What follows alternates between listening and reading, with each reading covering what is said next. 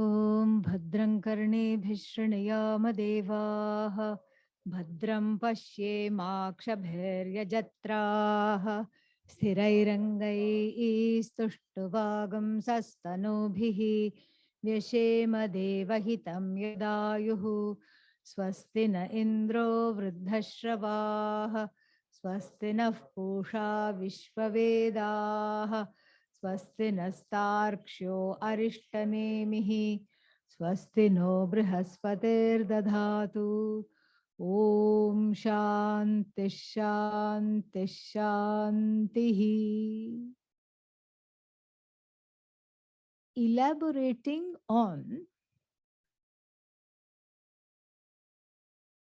the nature of Bhagavan as it pertains to the manifest world, this next set of things, verses, mantras, display a very beautiful look into the relationship between Bhagavan, Ishvara, here invoked in the form of Ganapati, and the Jagat, the manifest world. Very nice mantras. Sarvam Jagad idam tvattaha jayate. This whole universe is non-separate from you. It has come from you. This has to be understood properly. Come from you, not like a mother bearing a child. As long as the pregnancy is there, the child is one with the mother, and then after that it leads a separate existence. No, not like that. Here, the birthing of the universe is like, it can be likened to the experience of a dream. Let's say you have a dream, you're having a party, where in the dream party. And then there are people you have invited. There are sentient beings which in the form of people. And then there are insentient things. Party means food must definitely be there. So that is there. And then there are, let's say, there is a beautiful place like a picnic where you have gone, maybe near the mountains, maybe near the water. And so the water is there, mountains are there, trees are there, food is there. All these things comprise the party. In the dream, what are all these things? They are just you. You give all these things credence, you give them existence, you sustain them. In the dream, it's not separate from you. It's very interesting. You are also there in the dream. You've given yourself a body, and you are the body of all the bodies there. You have given all the beings the body, your friends. And then you have given the food also is you. Your existence is manifest, as it were, in the form of the food, in the form of the eaters of the food. And then what happens? The alarm rings. Time for morning satsang. Oh no, I was having such a nice dream. It's very interesting. When the alarm rings, bell rings, then what happens to the dream? It is withdrawn back to that same consciousness from where it ensued, without a trace. It's not that you wake up and then all the food and the friends are sitting on your bed. It's not that. There are samosas and slightly, upset friends. I need to go to work. Why did you dream of me? It's all you. It's your own Shakti, Maya Shakti. Your own Shakti.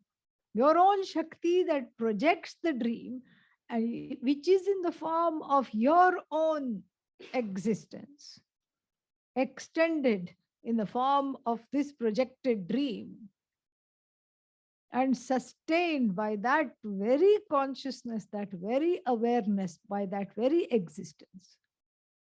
You inhabit your dream. You sustain your dream. And then when the time comes, you withdraw your dream. Of course, one doesn't have as much volition as Bhagavan here, because your dream, your srishti, your jagat, your dream jagat is within the laws of the bigger jagat. So dream itself is part of your karma. So it's not completely different. I mean, it's not exactly like Bhagavan, because Bhagavan projects and withdraws at will, and you project and withdraw within the larger will of Bhagavan.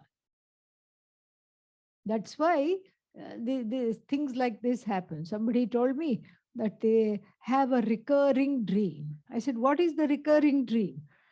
Every night, almost every night, I dream I have won the lottery. Mega millions. And then you know how, like some kind of sweepstakes or something.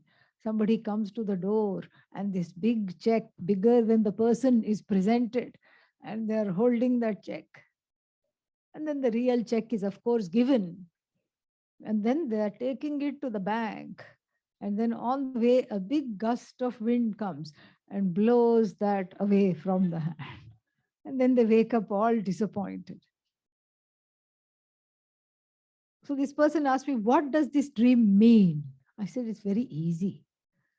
Even in the dream, you don't have the karma of enjoying the dream money. that is the that is the significance of the dream. Your karma is little bit short there. At least the dream money you can enjoy. No, somebody else gets this. The check goes flying. Bhagavan Vayu takes care of the check. Dream Vayu. And so your dream is, your powers in the dream to project, to sustain, to withdraw are inhibited. But it's important to discuss this, because this is exactly how, if we can imagine this, if we can visualize this on an unimpeded, uninhibited scale, then we have the definition of Bhagavan. Effortless is your dream. Effortless is this creation. Actually, it's not a creation, it's a manifestation. But we don't, the dream is just an analogy. It would not be correct to conclude that the whole creation is a dream. Therefore, what? I don't have to do karma yoga. It's not correct to conclude like that. It is dream-like in the sense of the effortlessness of the projection. That in that sense, it's dream-like. It's also dream-like because just as you pervade your entire dream of all names and forms, what we call Ishvara pervades this entire universe of words, meanings, names, forms.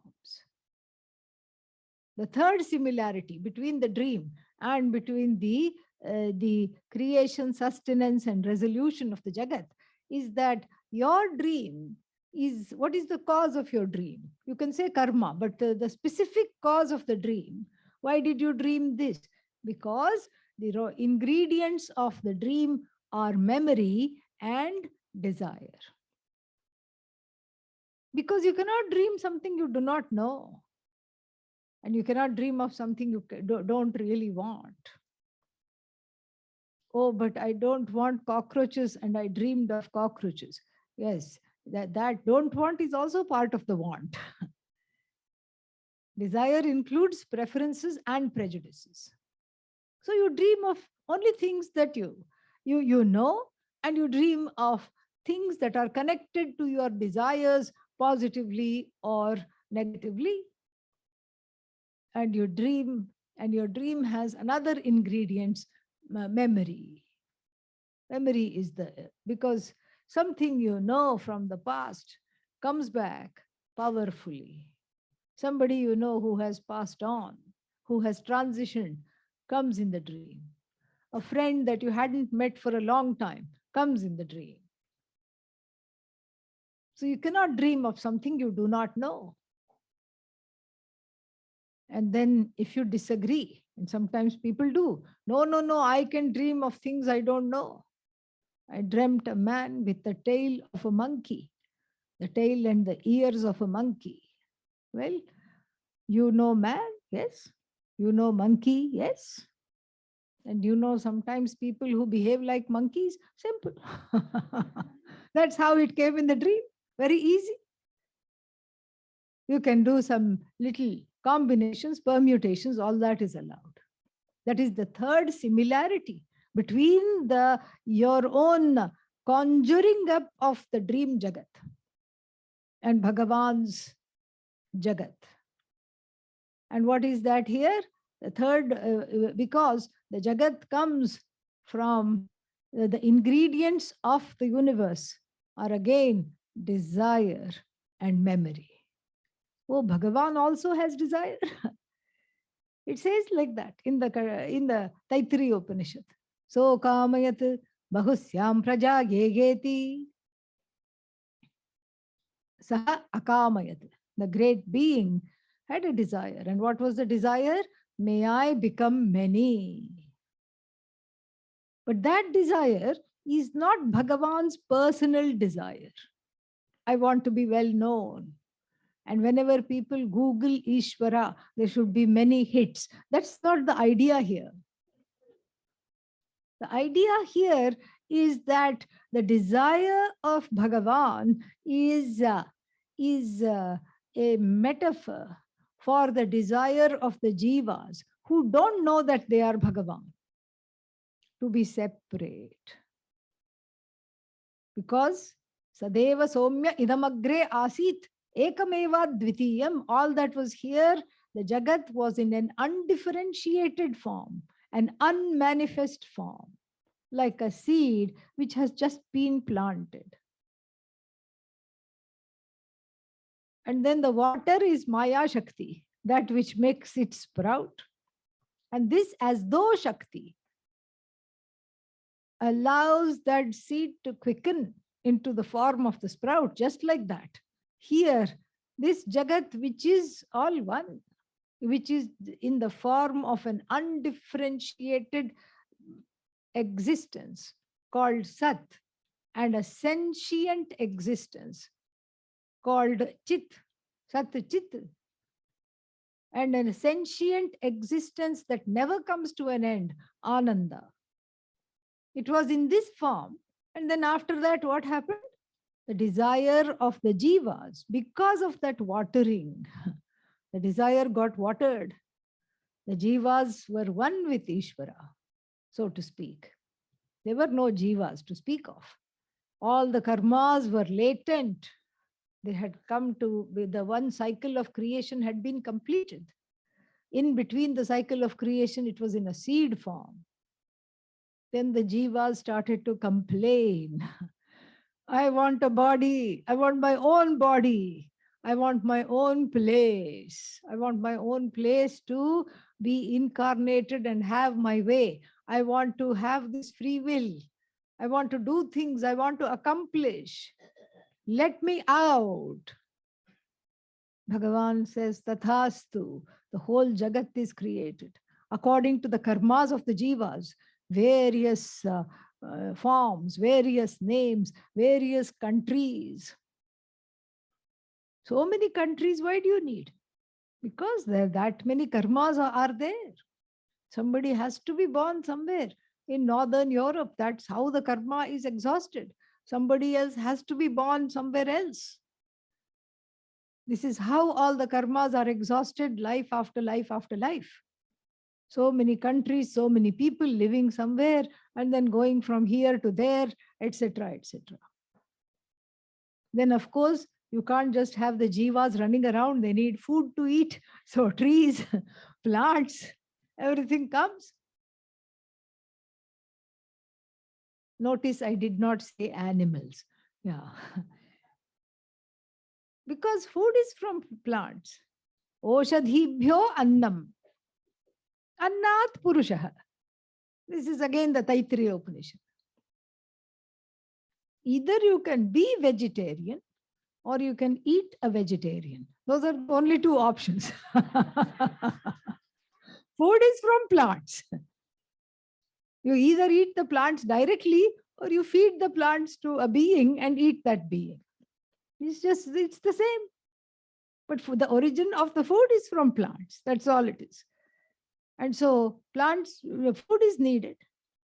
And then what else? So many other things. It's not enough to just have food, shelter, clothing. Entertainment is needed. So certain things should happen. Some days should go badly. Some days should go very well. Some days should not go at all. All these things should be there. Some drama should be there. And then this silly Jiva, the one who said, let me out, let me out, I want to be free, then starts to sing sad songs. Sang. Okay. The Jiva sat and sang. Sits and sings sad songs. Darshan kab doge? When am I going to be one with you? When am I going to see you? In other words, let me in. I want in. Vishnu shakes his head. And Lakshmi says, consoles him. Lakshmi is the consort. Lakshmi consoles him and says, don't worry, they are always like that. They are crazy. Don't take them seriously. Let me in. I want to be one with you. I want to know I'm not separate from you. All right. Give them Ganapati Upanishad. Let them study that. So this is the trajectory of the Jiva. And therefore, this whole Jagat is for us. It's not for Bhagavan. And you cannot even say that by creating the Jagat, Bhagavan is having a holiday because he doesn't have to deal with us. She doesn't have to deal with us. No. This is another similarity with the dream. The manifest universe is non-separate from Bhagavan, just like your dream universe is non-separate from you. It's just fascinating.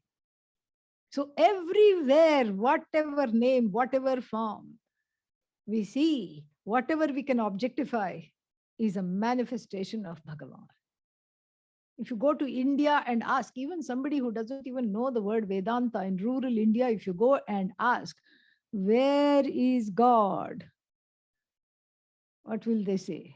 They will look you up and down and say, where are you from? That you're asking this question. What is wrong with you? Are you from Mars or what? Where is God not is the answer. Everything is Ishvara. The intelligence in the smallest of creatures, Ishvara. How when you come in the door of your house and turn on the light, all these things scurry away and hide. Ishvara.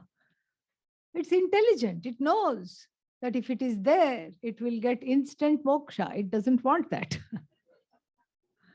Everything wants to be alive.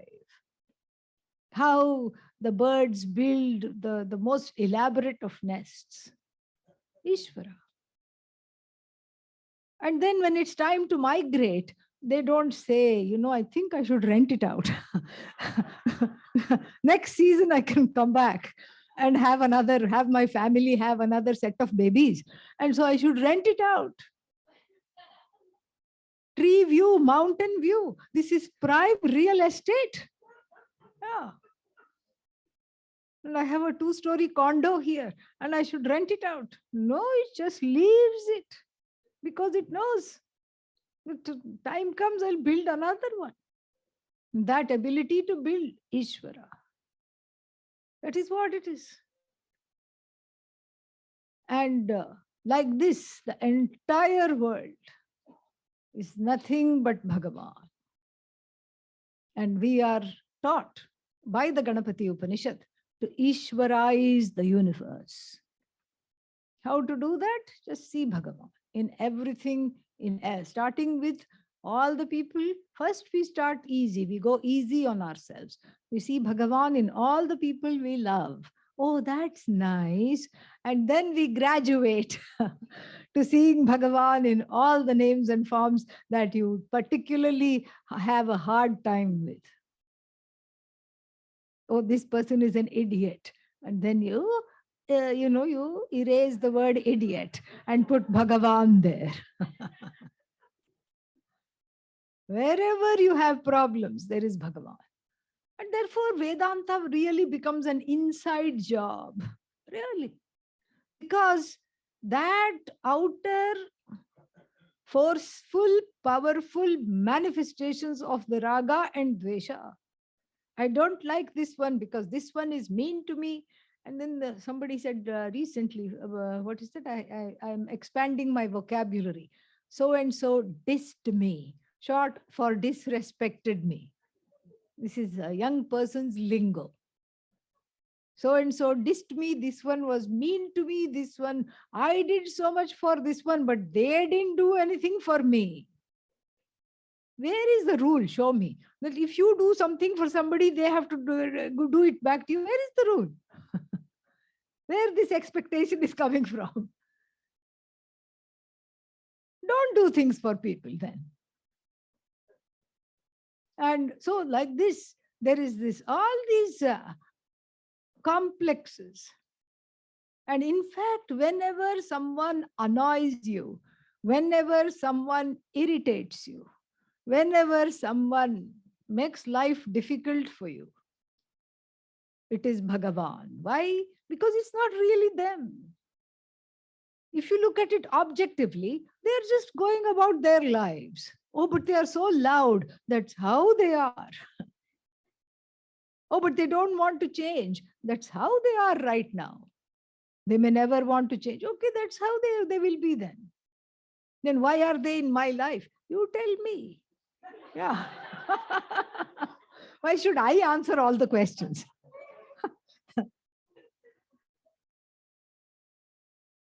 You tell me first, why do they annoy you? They are being loud, let them be loud. You just invest in some nice noise cancelling headphones for your birthday. Yeah, give yourself a treat. So you can tune them out. You put some bhajans and tune them out. Oh, but I can't do that. I want to just be and enjoy the peace and silence, and they are not allowing me to enjoy the silence.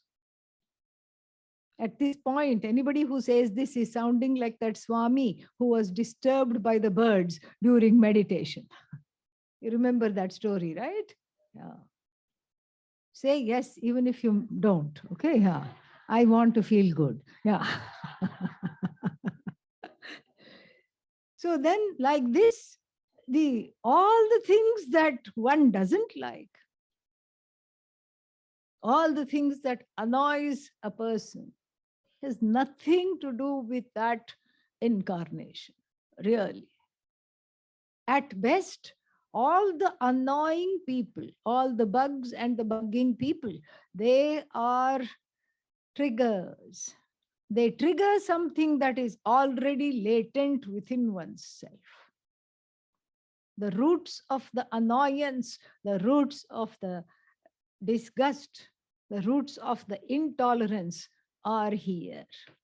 They're all here. So if somebody is ticking you off, send them some flowers. Oh, no, no, no. Why? Because they are helping you look at something that would have never come out, that would have just been latent and come out in undesirable ways, in the form of a temper tantrum, in the form of fear, in the form of all kinds of pain, sorrows, etc. The unconscious mind becoming a volcano. Thank them. Thank them for showing you that there is still time to grow, there is still need to grow out of this.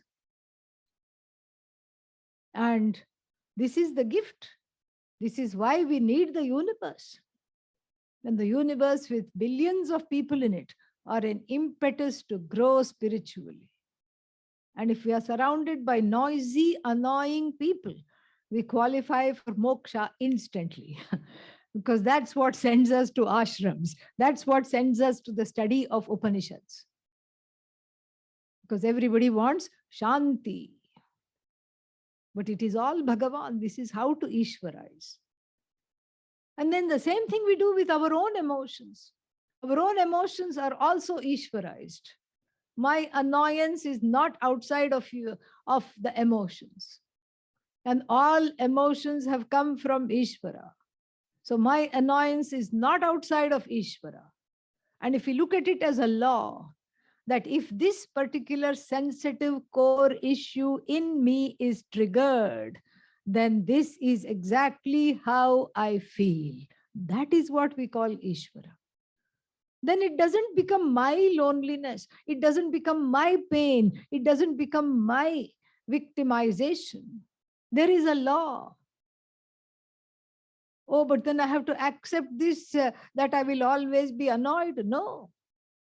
Within that law is included the free will to change this order of things. That is also part of the law. Just beautiful this is. So the whole universe is non-separate from Bhagavan. That's why we don't even cut a blade of grass without falling on the ground, prostrating in front of Mother Earth and the grass that we are about to cut, saying, I need this for my ritual. Oh, blade of grass, thank you for sacrificing yourself. Ishe tvorjetva vayavasthopaayavassa devo vassavita prarpayatu shreshtatamaya karmane. The opening mantra of the Yajurveda. Ishe, Ishu means grass. This Ishe, this little blade of grass. I am so sorry to have to cut you. But it is said that when I offer these pieces in the yajna, I get lot of goodies. And I'm not there yet to allow you to just be and to forego the goodies. Forgive me. Forgive me for destroying you today. This is the result of the Ishwarification that we are talking about. A very keen understanding that all that is here, all forms, all names, everything is a manifestation of Bhagavan. All the laws, not mandates, but manifestations of Bhagavan. And then when the time comes, and if enough number of jivas say, let me in, and there has to be a quorum, okay? One or two people should not say that. Everybody should say, I'm done with my karma, let me in. Then the universe folds up neatly without a trace, just like in the dream. One more kalpa, cycle of creation, bye-bye. Creation, bye-bye. Jiva is Ishvara, and all that remains is Ishvara in a latent form. So Ishvara in a latent form is not called Ishvara because there is nothing to overlord. Ishvara means the one who nourishes. When there is nothing to nourish, the Jagat is non-separate. The name for that is Brahman, Satchidanandam. Brahma. This Brahman alone is there. And then again, enough number of jivas clamor to be resuscitated. I want out. I have all these desires. They are coming out. Another cycle of creation comes, goes, comes, goes. Sarvam jagadidam tvatto jayate, sarvam jagadidam tvattastisthati, sarvam jagadidam tvai layameshyati. Eshyati means it will go back to you. Tvai pratyeti. And then tvam bhumihi, tvam apaha, tvam analaha, tvam anilaha, tvam nabhaha. You are in the form of the 5 elements because those are the first to come. There is an order, there is a krama in the creation. You can't make all the beings and say, "Ayo, I forgot to put food. Okay, let's bring some trees and plants." No, everything has an order, systematic order. So first the five elements, and then all this. But then the the human being and all the beings are connected to the five elements through these bodies. Various bodies, will be talking about that. Then in this, there is a very interesting segue. Tvam bhumihi tvam bhumirapo nalo nilo nabha. You are the five elements. All right. And then what? Tvam chatvari va akpadani. Very interesting. You are in the form of the fourfold speech. What is this fourfold speech? It is said that speech has four components. Three of them are hidden and not available to the general masses. Only the rishis and jnanis know of these three aspects of the speech that are hidden. So speech originates, according to this mantra, Chatvari Vakpadani, the speech originates in the root chakra, Mooladhara chakra. Chakra doesn't mean anything. It's just, it's not physical. It's an energy center where Bhagavan is recognized. It has its own yantra, it has its own sound, each one, and it has its own presiding deities, etc. So speech originates from the root, from the base of the spine. So, and that aspect of that latent speech is called para. That latent speech, it never comes out, para. And we don't even know. So if I'm saying something, most of the time people say, hi, how are you? They don't know that the root of this hi is in the root chakra. One is not aware of that.